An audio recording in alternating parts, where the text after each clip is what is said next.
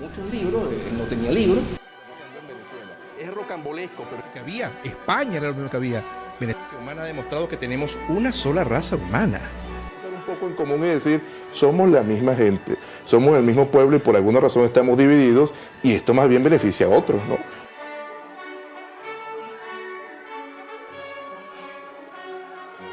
El señor don César Simón Pérez Guevara, a mi izquierda al final, historiador hispanista venezolano, abogado, máster en Derecho Procesal Constitucional, candidato a doctor en Historia, profesor universitario, locutor y conferencista, miembro ordinario de la Asociación Mundial de Justicia Constitucional y presidente del Centro Rocio, donde se encarga de dictar cursos, charlas y conferencias. Su línea de investigación actual es acerca de la historia de las instituciones jurídicas de la Hispanidad. Su último libro publicado es Vanidad, Locura y Entusiasmo, 3 casos de Juan Germán Rocio. Tiene su propio canal de YouTube y otras redes sociales donde imparte conferencias, charlas, todas ellas relacionadas con el mundo de la hispanidad.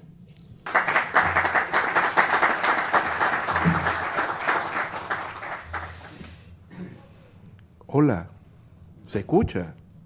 Con claridad, fuerte y claro hasta el fondo, ¿sí? Muy bien. Queridos amigos, como estas palabras van a quedar grabadas y luego a través de las redes sociales las personas van a comenzar seguramente a ver esta conferencia a fin de que cada uno de aquellos que vaya a escuchar estas palabras en su momento se sienta totalmente saludado del mejor modo posible por nosotros, pues entonces yo voy a saludar como suelo hacerlo siempre. Queridos amigos, tengan todos buenos días, buenas tardes y buenas noches, desde el lugar del mundo en el cual se encuentren, en el momento en el cual estamos conversando sobre este tema tan interesante. A ver, yo antes que nada, por supuesto, tengo que dar las gracias a la Fundación Rafael del Pino por estar aquí, a mis queridos amigos de Héroes de Cavite, que tantísimas cosas hemos hecho juntos y Dios mediante, más vamos a hacer.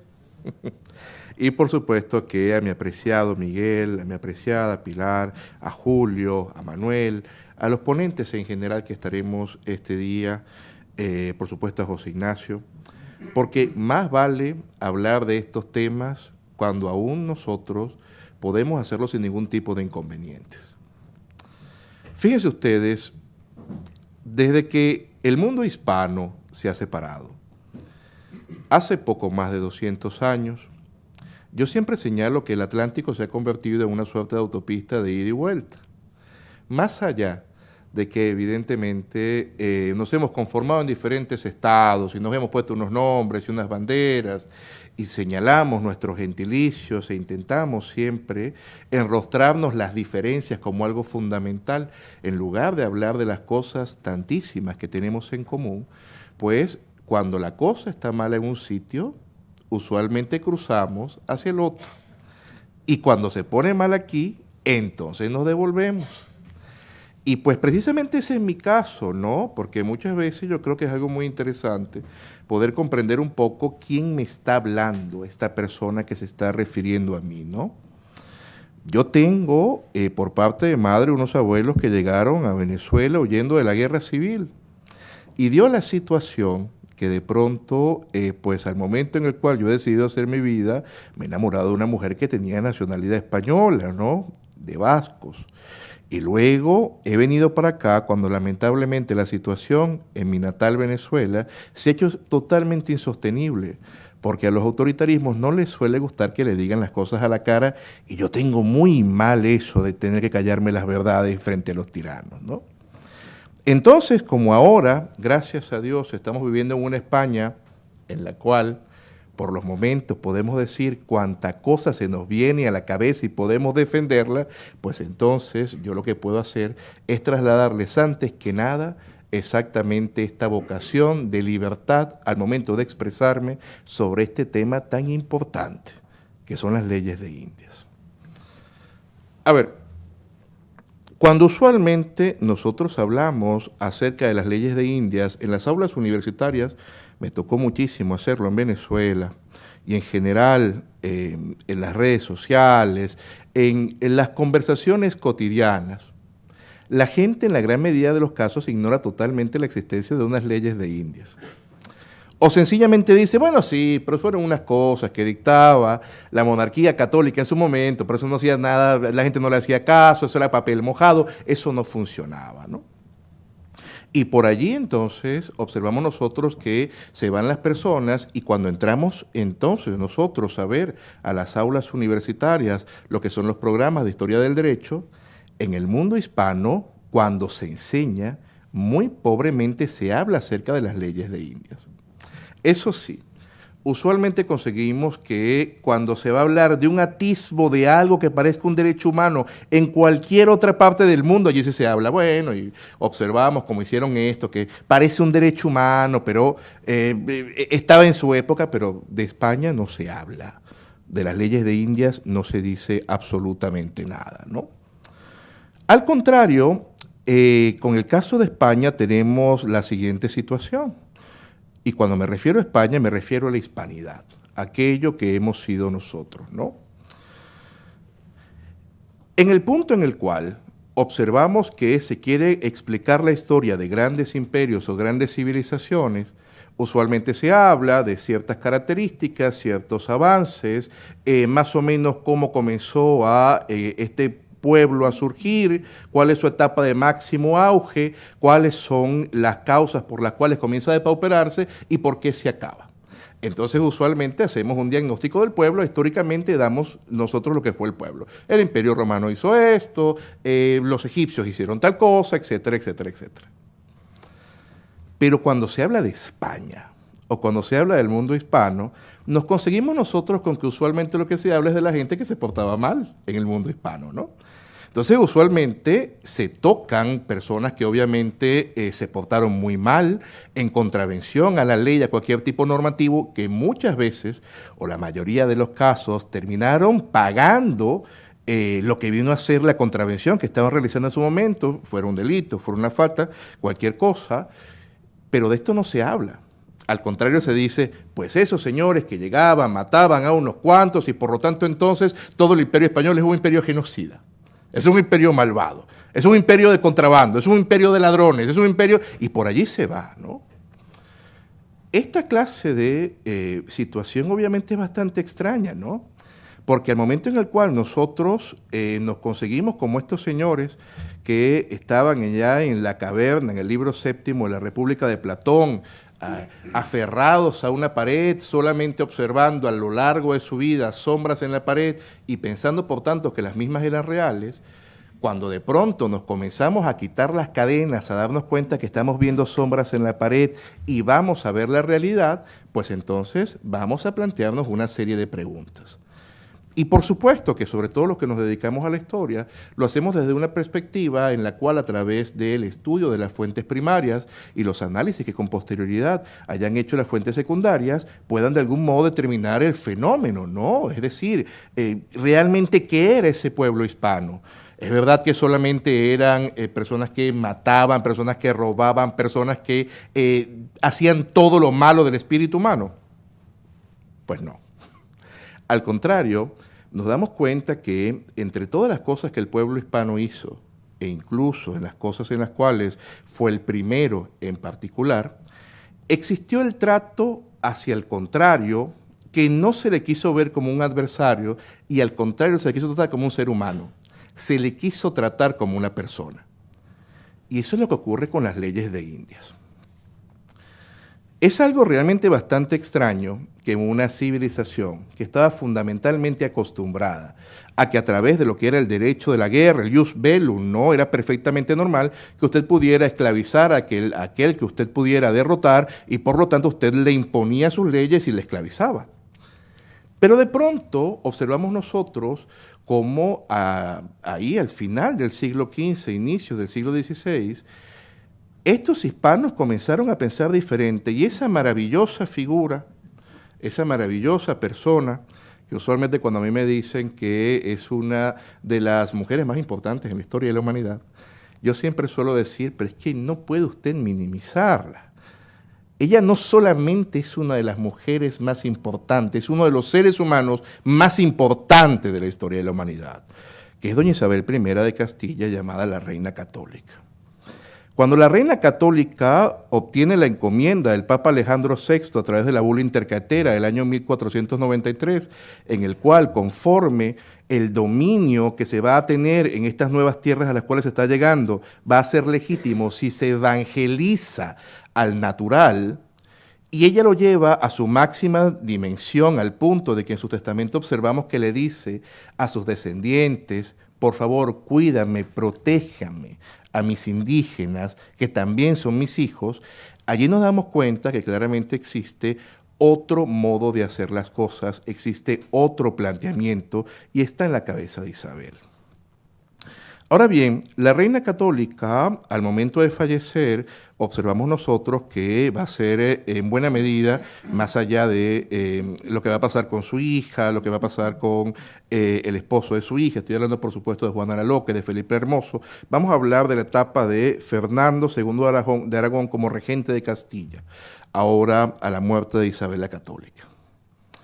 A ver, el rey católico sabe que se están produciendo una serie de circunstancias en las nuevas tierras a las cuales se está llegando. Y particularmente a los oídos del rey católico llegan las palabras de un señor llamado Fray Montesinos, ¿no? En el cual en los años 10 y en el año 11 comenzó a hacer una serie de prédicas a aquellos que se encontraban en la isla La Española, conforme al maltrato que se le estaba dando por parte de algunos a los indígenas.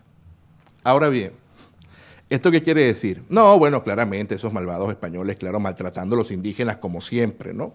No se trata de eso, sino que obviamente es básicamente una conducta humana, o parece una lamentable conducta humana, cuando se está en una situación de primacía frente a otro y no se tiene realmente unas reglas que te puedan calmar, que te puedan poner conforme a una actitud más racional, pues sueles abusar del otro, ¿no? Entonces, este valiente fraile le dice exactamente todos los abusos que están cometiendo, habla de un derecho que está por encima del derecho positivo, que cualquiera de ellos puedan pensar que es un derecho natural y que ellos son hombres, son seres humanos igual que vosotros que les estáis haciendo daño. Entonces estas palabras terminan llegando hasta la figura del rey católico, don Fernando II de Aragón, ¿no?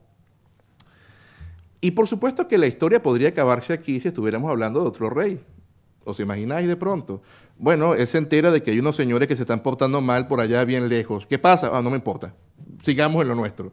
Pero no fue lo que hizo. Al contrario, como nunca antes se había hecho en toda la historia del orbe, don Fernando II de Aragón manda llamar a una junta de teólogos, juristas, personas que realmente eran los grandes sabios del momento, ¿no? Y estos señores comienzan a pensar conforme a lo que son los principios propios de la cristiandad, a lo que son los valores propios que la monarquía está llevando adelante, cómo se debe llevar adelante el asentamiento de las nuevas tierras. Y estoy seguro que vosotros que estáis viendo ahora esta lámina estáis diciendo, pero ¿y de dónde la ha sacado? ChatGPT. De una vez se los digo, ¿no? Porque estoy plenamente convencido que estamos acostumbrados a que ChatGPT sirve para más de una cosa, pero yo he decidido darle este uso. Cada vez que voy a dictar una conferencia le digo, ChatGPT, usted, por favor, porque de verdad que les digo, no me sale pedir algo sin decoro, ¿no? Yo le digo a ChatGPT, por favor, ¿me puede hacer una lámina de esto? Y me las hace. Entonces son estas láminas que vosotros vais a ver. Bueno, estos señores que comenzaron entonces a reunirse tenían varios planteamientos. A ver, si observamos lo que es el derecho establecido y por lo tanto una perspectiva netamente jurídica, la perspectiva va a señalarnos claramente que conforme al derecho de conquista, valiéndonos de una serie de leyes inveteradas de Alfonso X el Sabio, es perfectamente razonable que uno pueda obtener dominio sobre aquellos a los cuales va venciendo, ¿no? Los conquistadores, por su parte, que de alguna manera podían tener algún tipo de influencia en estas cosas que se estaban diciendo, señalaban, pues nos ha costado nuestro patrimonio, nuestro esfuerzo, poder poco a poco llegar a esas tierras, razón por la cual pues tienen que hacérnoslo valer. Pero de nuevo vuelve otra vez esta teoría y vuelve otra vez esta serie de fundamentos de la cristiandad verdadera y sobre todo el altruismo de la reina católica y también de su esposo, don Fernando II de Aragón. Pero es que son personas, pero es que también son seres humanos.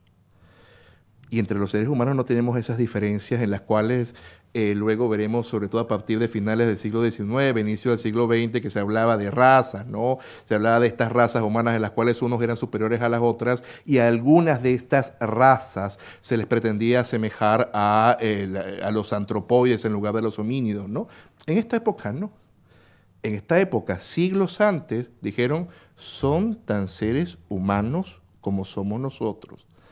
Razón por la cual, más allá de los planteamientos establecidos en el derecho positivo, más allá de lo que viene a ser la práctica inveterada del dominio sobre otros pueblos, existe un derecho superior, existe un derecho que nos da a nosotros, Dios Padre Todopoderoso, de observar a los demás como nuestros hermanos y por lo tanto tenemos que mostrarles la verdad.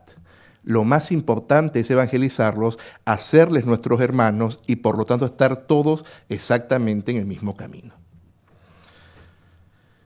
Cualquiera que no esté familiarizado con el pensamiento que se tenía en la época, por supuesto que haciendo planteamientos totalmente fuera de lo normal o fuera de lo histórico, es decir, planteamientos contrafactuales o anacrónicos, podría pensar, pero es que ves que los malos que eran los españoles fueron a imponer su religión, ¡qué malos! No, ya va. No podemos nosotros, queridos amigos, de ninguna manera estudiar un proceso histórico conforme a la mirada de los ojos del hoy. Porque no solo es que le hacemos un flaco favor al proceso histórico, no lo vamos a comprender, sino que además no nos va a dar nada, solamente vamos a incentivar y a desarrollar nuestros prejuicios. Lo que debemos comprender es que en ese momento era fundamental para los seres humanos un par de situaciones, un par de características que hoy en día no parece significar nada para nosotros, que eran la fe y la voluntad. Y a través de la fe y la voluntad se comprendió que estos señores que estaban del otro lado del océano eran nuestros hermanos y por lo tanto teníamos que evangelizarles, traerles nosotros al mundo más allá de la infidelidad que se consideraba en ese entonces que todos eran infieles y por lo tanto comenzar un proceso en el cual se integraran. Y eso fue lo que ocurrió.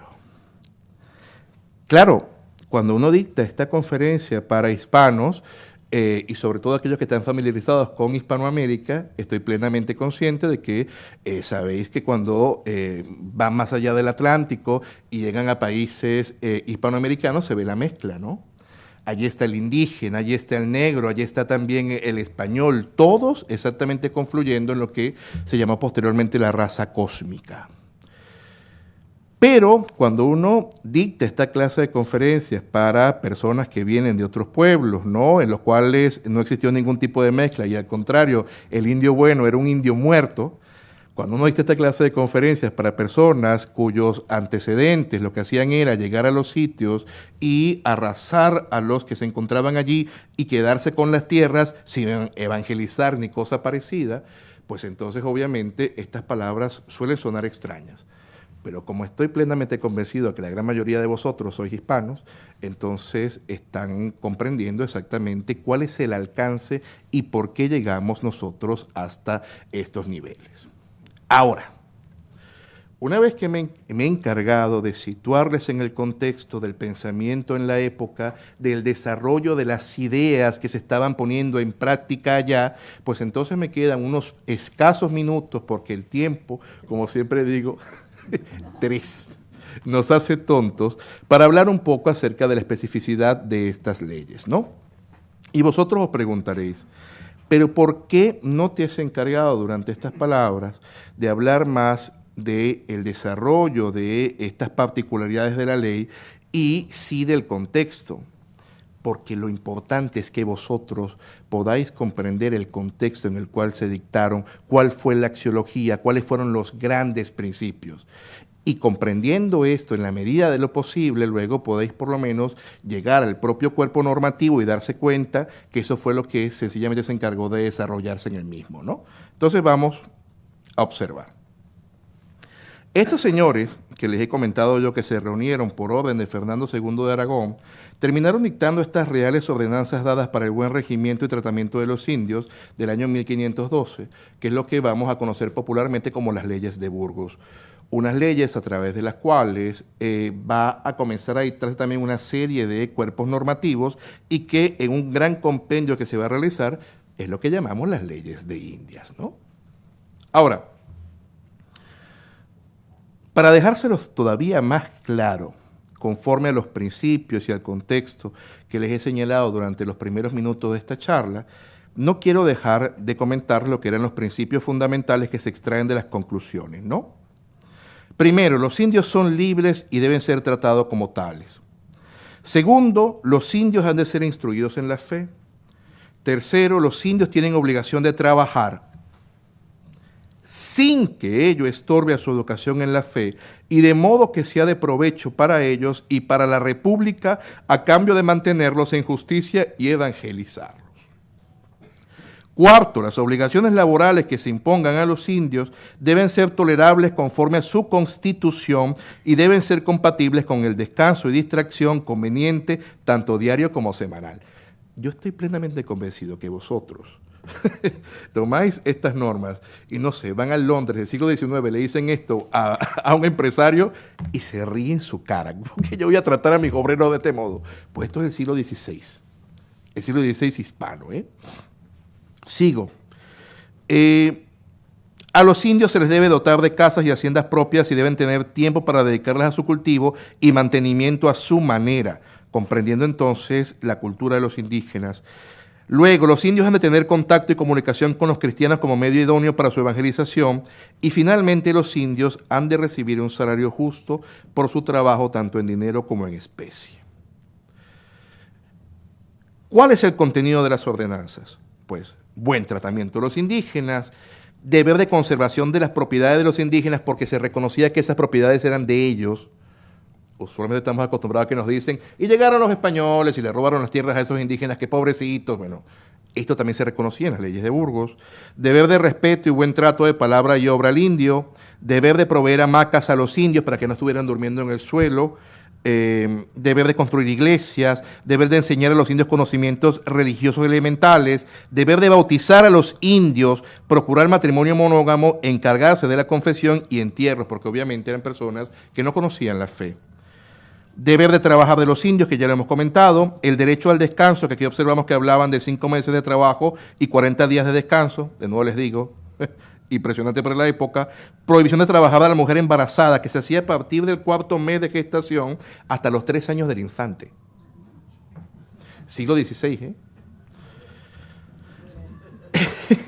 Exención del trabajo a los menores de 14 años, siglo XVI. Constitución de los visitadores de indios, porque obviamente os imaginaréis que tenía que haber alguien que estuviera pendiente de que esto se llevara adelante. Y por supuesto que se desarrollaron instituciones como el requerimiento y como las encomiendas que conforme a lo que vino a ser un uso mal dado por parte de determinadas personas, pues se terminó suprimiendo. Y entonces, en lo que se llama la guerra de las encomiendas, algunos conquistadores entraron en guerra en contra del rey de España, porque querían seguir manteniendo el abuso que hacían de algunas de estas instituciones, como el caso de las encomiendas. Pero Pilar me está observando de un modo que yo debo ya finalizar estas palabras, ¿no? Y ya he terminado la exposición. Gracias.